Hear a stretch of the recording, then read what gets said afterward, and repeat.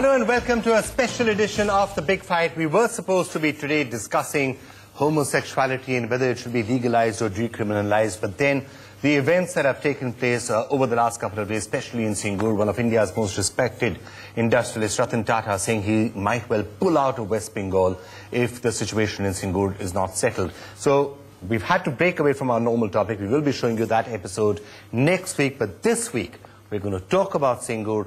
We're going to talk about what this means for the industrialization of this country, what it means for West Bengal, what it means for the Tatas, and of course, what it means for the people who live in and around Singur. And we've got the panel here which can help us really understand what is happening.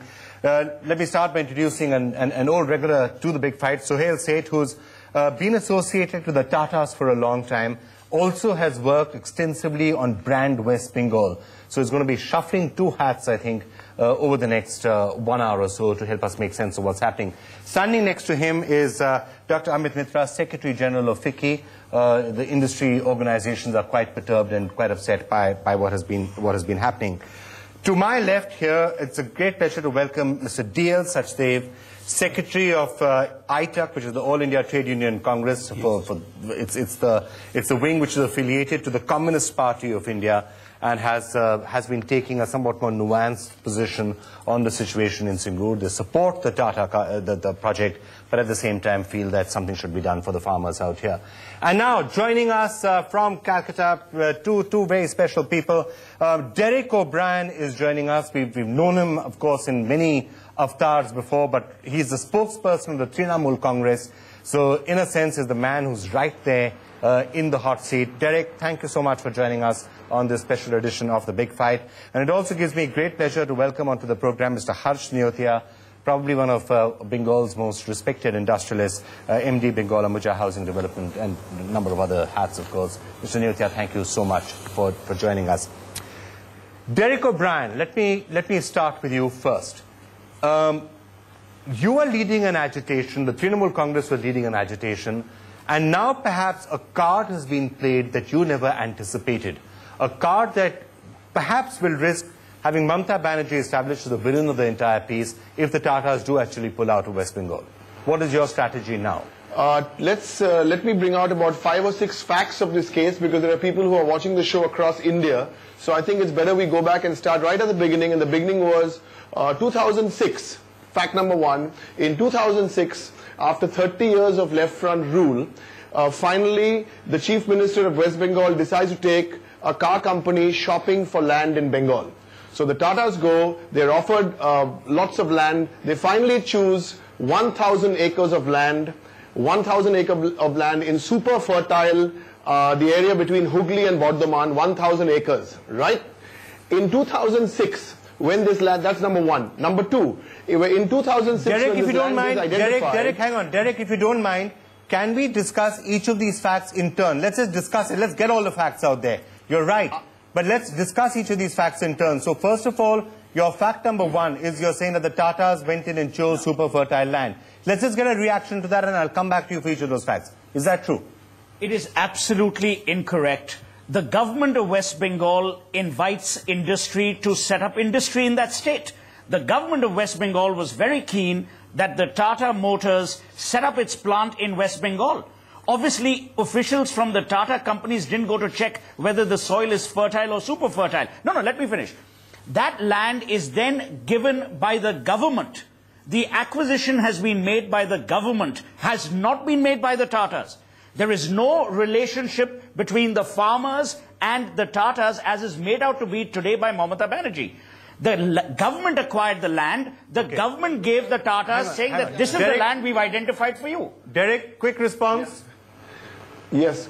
Quick response is the government, the land was acquired through the West Bengal Industrial Development Association have leased. So it's a very, it's a technicality. I don't think the issue here is with, it's not Mamata versus the Tatas or Trinamool versus the Tatas. This is a land issue. I think the Singur core issue which we need to discuss is the land issue.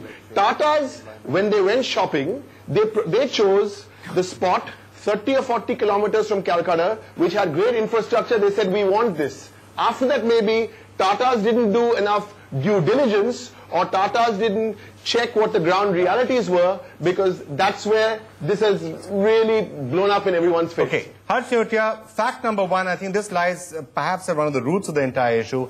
The claim which is being made, the Tatas went out, chose some really good fertile land, and in a sense have done disservice to the farmers of the region.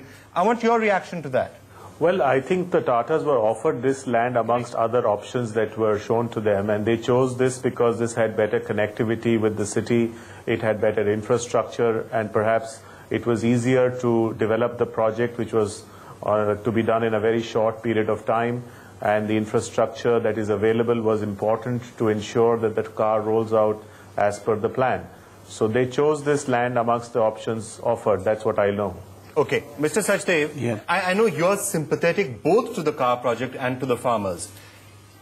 The issue number one, is this particularly fertile land, and should this entire project have been rolled out on some other land? What is your take? Well, I tend to agree with my friends over here that it's very difficult to say that the Tata imposed themselves, particularly that this land should be given to them. Of course, several plots, patches of plots were given to them, and they were given option to choose it because of the logistic and other infrastructure development and all. They choose this land. But now that this land is there, I mean, I think the core point that is being made by those who are out there is that, in a sense, that farmers are being dispossessed from particularly fertile land. Did you agree with that claim, or do you not agree with that claim? No, some of the land which has been acquired happens to be fertile.